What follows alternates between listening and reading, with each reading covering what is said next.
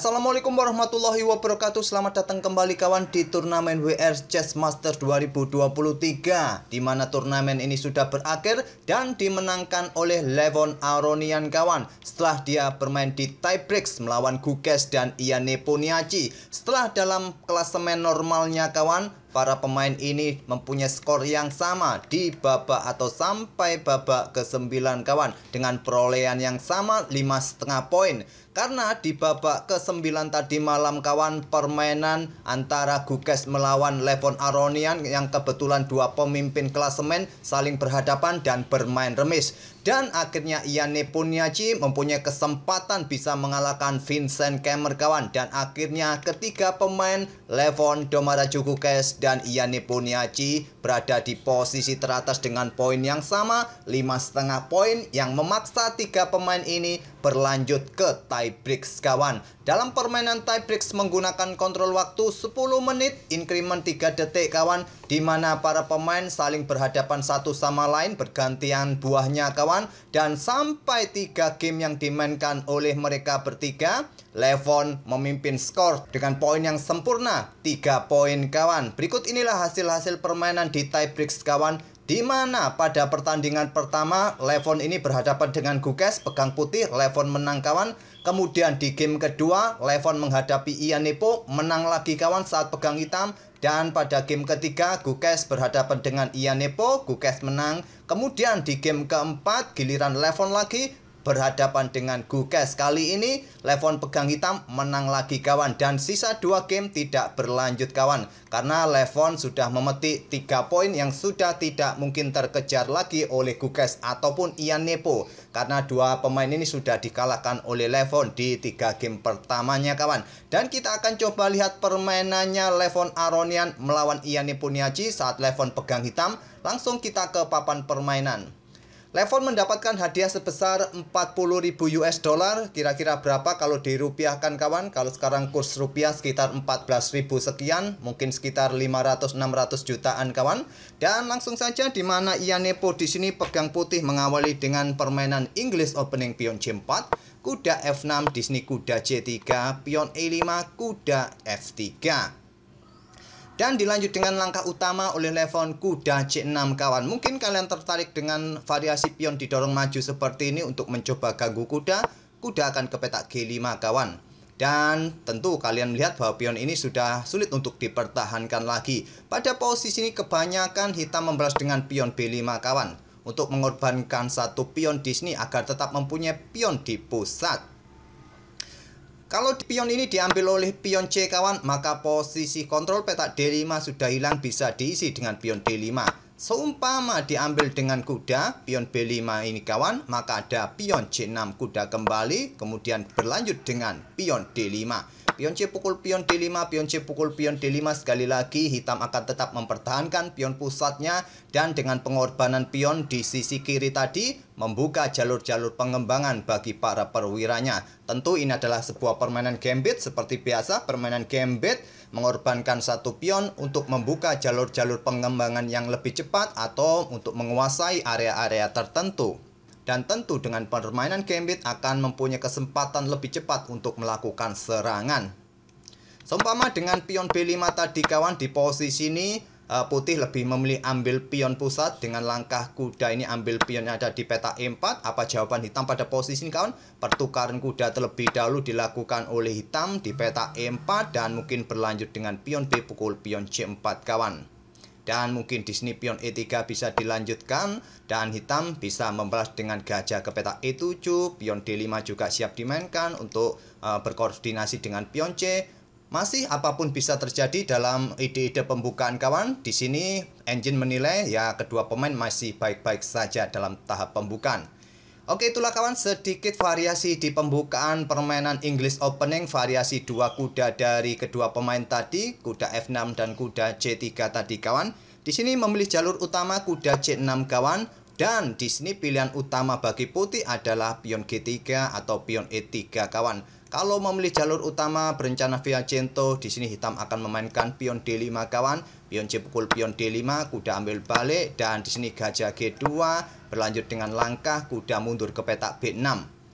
Kalau kalian pada posisi ini memilih dengan langkah pion E3 kawan, gajah B4 sedikit berbeda kawan, jalurnya nanti menteri ke petak C2, rokade, dan di sini putih bisa melanjutkan kuda ini ke pusat ke petak D5, benteng E8, dan menteri mungkin ke petak F5 kawan. Oke, kembali lagi ke permainan kawan. Memilih pion A3 ini artinya Yanepo bermain dengan Sisilia terbalik kawan. Coba perhatikan di mana Sisilia terbaliknya. Kalau Sisilia diawali dengan pion E4 kawan, kemudian dibalas dengan pion C5, sekarang terbalik ada pion E5 dan di sini pion C4 kawan. Itulah Sisilia terbalik dengan posisi pion A3 yang biasanya ada pion A6. Sisilia terbalik sekarang kita lihat. Pion D5 seperti biasa membuka jalur D kawan, seperti halnya dalam permainan Sisilia defense juga.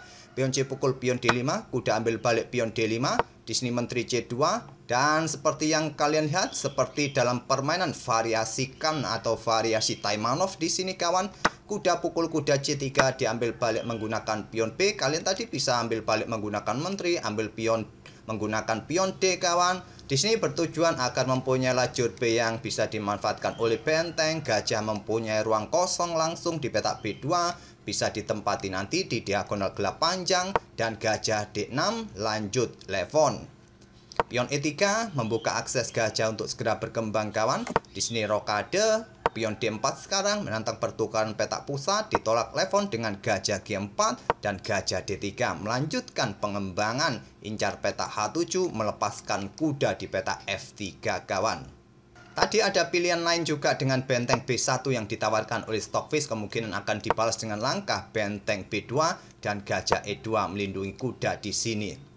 Tapi memilih keluar menyerang dengan gajah D3 dan di sini levon melanjutkan gajah sikat kuda F3. Tidak terburu-buru juga untuk membackup pion H7 dan tetap melepaskan pion H7, tapi Nepo tidak berani ambil pion H7, dia memilih ambil balik gajah F3. Seumpama gajah H7 terlebih dahulu kawan, raja H8, pion ambil gajah di sini dan gajah ini akan dijebak dengan pion G6, artinya di sini membuat langkah pengorbanan perwira dan mendapatkan ganti 3 pion hitam di sisi kanan ini kawan. Menteri akan keluar menjaga lajur H dan juga memberikan pressure di peta F2, peta F3 ini kawan. Kalau kalian berani, silakan kalian ambil variasi seperti ini, tapi Stockfish sepertinya tidak menyukai. Walaupun kompensasi secara materi cukup berimbang, gajah tadi bertukar dengan pion hitam dan membuat posisi raja telanjang kawan. Tapi di sini kawan bisa berlanjut dengan langkah benteng G1, mungkin di sini ada benteng G8 kawan, benteng G4, pertukaran menteri terjadi. Ya, kalau kalian bisa bertahan dengan langkah-langkah terbaik, tentu dengan keunggulan 3 pion bisa kalian manfaatkan, tapi Stockfish tidak juga menyukai permainan gajah H7. Pilihan terbaik dari Yanepo, ambil balik langsung gajah F3. Dan sekarang menteri H4 oleh levon menjaga petak H7-nya kawan. Gajah berkembang ke petak B2, persiapan rokade panjang mungkin, tapi lihat posisi menteri ini juga incar petak F2, sementara tak ada masalah, masih ada menterinya kawan. Pion G6 blokade diagonal terang agar menterinya leluasa bergerak lagi, dan di sini Yanepo mendorong pionnya maju ancam kuda. Mungkin nanti diikuti pion C-nya kawan agar diagonal gelap ini segera terbuka. Coba pressure peta E5 nanti. Kalau Stockfish menyarankan dengan benteng G1 kawan menyerahkan pion di peta H2. Tapi kemungkinan Grandmaster tidak akan langsung ambil karena akan memberikan keuntungan bagi putih nanti di lajur H kawan dengan adanya pion yang bersih di lajur H ini. Kemungkinan pada posisi ini setelah benteng digeser, mungkin bermain dengan benteng-bentengnya digeser juga kawan. Benteng F ke petak D8 ataupun ke petak E8 ataupun benteng A ini yang digeser ke petak D8. Tetap akan menutup lajur H bagi benteng putih. Tapi Yanepo memilih segera membuka diagonal gelapnya kawan terlebih dahulu dengan pion D5, kuda A5 di sini. Kalau Stockfish tadi menyarankan ke petak B8. Barulah sekarang pion C4 kawan, di sini pion B6 untuk memberikan ruang bagi kuda manuver, juga perkuat petak C5. Rokade panjang oleh Yanepo kawan, kuda B7 dan selanjutnya di sini benteng D bergeser ke petak G1 agar bentengnya ini tetap menjaga petak H2 kawan. Dan langkah berikutnya jelas ada benteng di petak G4 ancam menteri memberikan kesempatan pionnya didorong maju. Sekarang kuda C5 terlebih dahulu oleh Levon ancam gajah terang. Gajah ditarik mundur ke peta F1. Kalau ke peta E2, blokade akses menteri menjaga peta F2. Menteri hitam bisa ambil pion F2. Jadi ke peta F1 terlebih dahulu kawan. Sekarang pion F5 menghentikan benteng G4. Dan menterinya akan tetap mengawasi dua pion ini kawan. Di sini benteng diangkat naik ke peta G3. Mungkin usir menteri kawan. Coba pressure peta H7 nanti. Benteng A E8 untuk perkuat peta E5-nya kawan. Karena di langkah berikutnya terlihat pion ini siap didorong, diagonal gelap akan segera dibuka. Jadi untuk dukungan peta E5 pertarungan nanti pertukaran gajah gelap agar putih tidak mempunyai kekuatan gajah gelap di diagonal panjang. Di sini benteng HG1 terlebih dahulu melepaskan pionnya kawan, tetap tidak tertarik Levon agar lajur H tetap tertutup, memilih dengan benteng F7, mempertahankan baris ketujuhnya, juga memberikan ruang pergerakan raja mungkin kalaupun raja ingin bergerak bergeser kawan ke sisi kiri karena melihat potensi serangan di sisi kanan ini cukup menakutkan. Coba lihat kawan, diagonal gelap, diagonal terang, nanti juga ada reposisi gajah lewat diagonal terang. Ini bikin merepotkan karena putih masih mempunyai kekuatan sepasang gajah di diagonal panjang. Raja B1 kawan, tadi benteng digeser ke H3 cukup bagus menurut penilaian engine. Dan raja bergeser ke F8. Rasanya Levon ingin melakukan pergerakan dengan raja akan berkelana ke sisi kiri nantinya.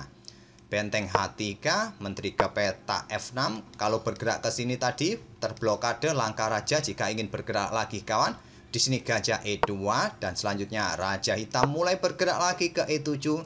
Gajah D1, raja hitam bergerak lagi ke peta D8. Menteri bergeser ke peta E2, mungkin diikuti gajah ke C2, menteri ke D1 dan nanti persiapan ke diagonal ini kawan. Memaksa pertukaran dengan kuda yang posisinya sudah sangat mengganggu area pertahanan putih. Di sini menteri bergerak ke peta E7.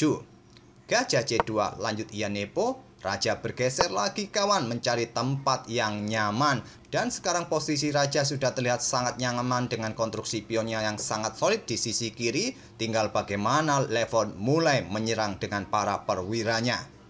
Raja putih A2 lanjut ia nepo, menteri ke peta D7. Di sini kawan, apakah persiapan pion didorong discover pada benteng di sini? Digeser langsung oleh ia nepo. Sekarang pion F4 kawan, tidak mungkin pion pukul pion karena coba lihat ada discover. Pion ini juga dalam tempo ancam benteng, hitam akan menang kalau putih ambil pion. Benteng terlebih dahulu dipindah ke peta G4. Sekarang giliran pion E4 lanjut Levon membuka permainan karena merasa rajanya sudah cukup aman kawan. Sekarang Levon mulai melancarkan permainan terbuka. Tidak takut dengan dua gajahnya ini kawan yang langsung mengarah ke sisi kanan papan. Dan pilihan terbaik adalah pion F pukul pion E4 kawan. Tapi ia nepo memilih dengan pion E pukul pion F4 dan pion E pukul pion F3 lanjut Levon. Langkah terbaik adalah double benteng di lajur E menurut Stockfish. Levon membuka permainan dengan pion E pukul pion F3, diambil balik oleh menteri kawan. Dan di sini raja bergerak ke peta B7, selanjutnya pion F5.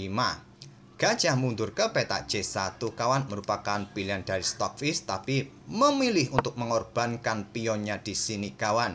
Dan ada dua pilihan, ambil pion H2 atau ambil pion yang ada di peta F5 ini. Pilihan terbaik ambil pion H2, tapi di sini Levon lebih memilih menantang pertukaran gajah gelap kawan.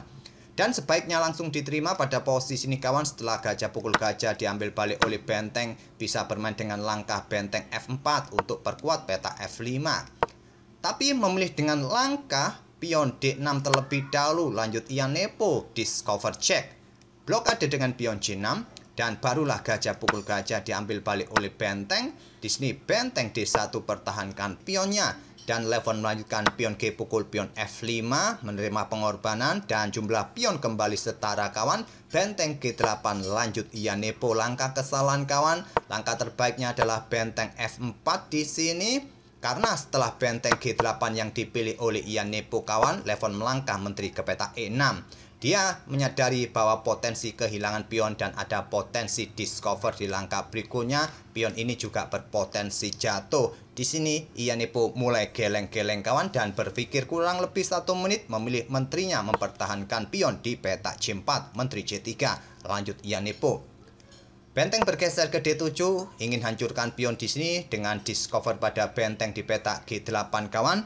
Dan raja memilih bergeser ke petak B1, melepaskan pion yang di sini kawan. Kalau menteri ambil benteng yang di sini, benteng yang di sini juga jatuh, tapi juga nanti bisa kehilangan pion yang ada di petak J4.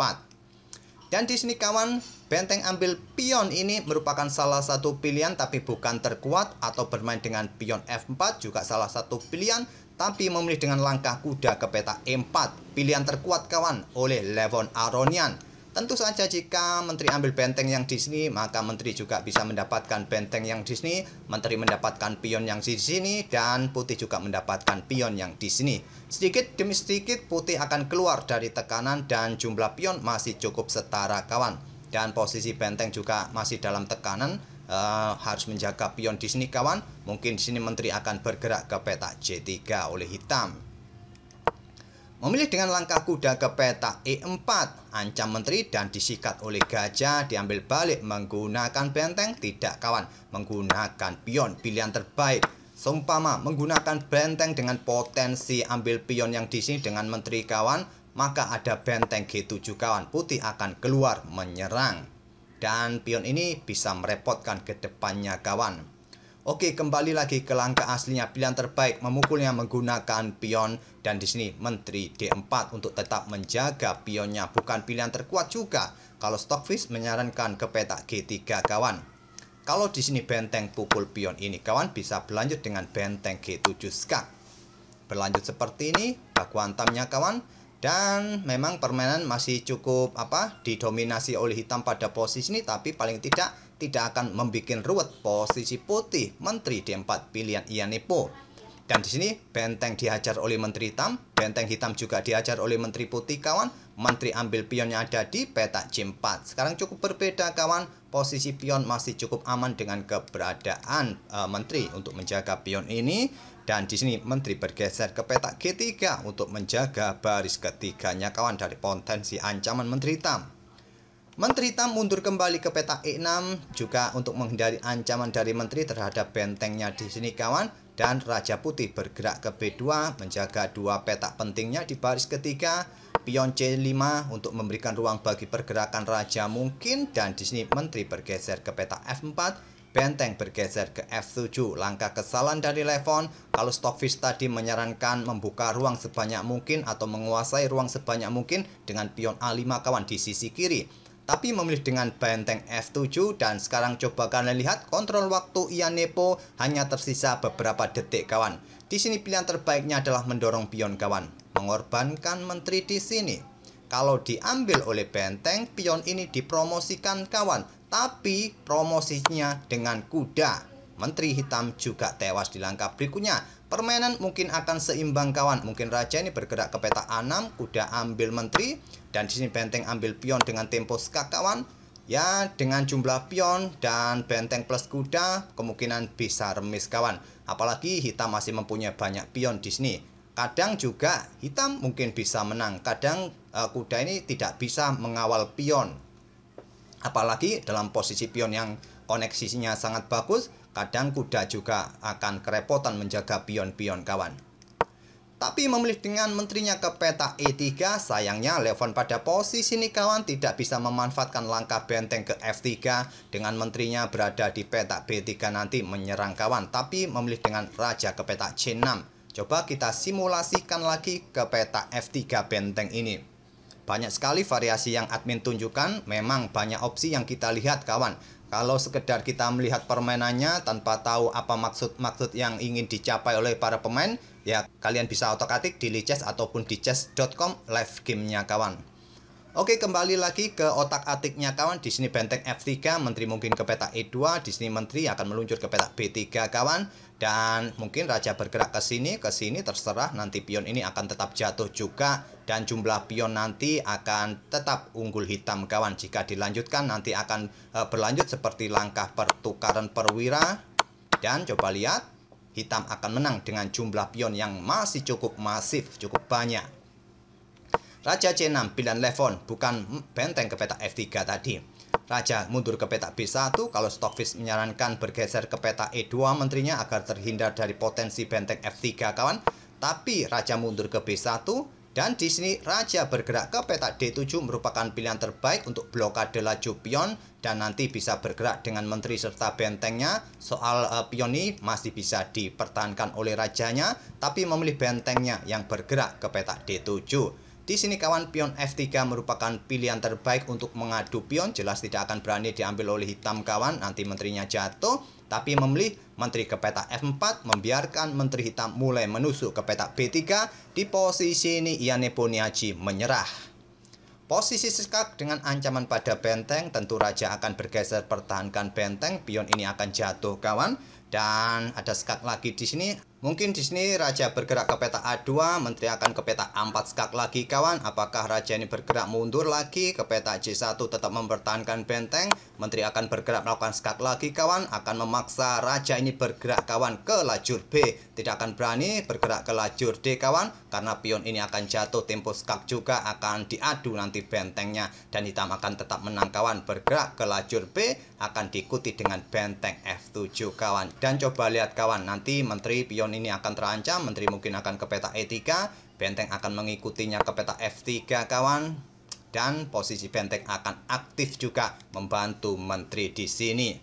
Oke, sampai di sini tak perlu kita lanjutkan lagi kawan. Hitam dalam posisi menang dengan jumlah pion yang masih begitu banyak kawan. Memang masih jauh dari ancaman skakmat. Bisa kalian otak-atik kawan atau kalian lanjutkan. Tentu saja hitam akan tetap menang dalam permainan seperti ini, kecuali hitam dalam posisi ngantuk ataupun mabuk kawan.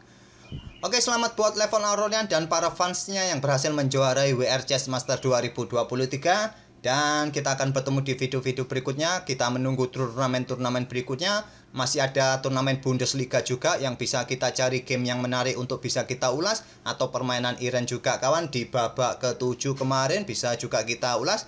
Atau juga kita akan mengulas Pro Chess League yang sempat kita tinggalkan 2 hari dari timnya Hikaru Nakamura kawan. Oke, terima kasih kawan. Wassalamualaikum warahmatullahi wabarakatuh.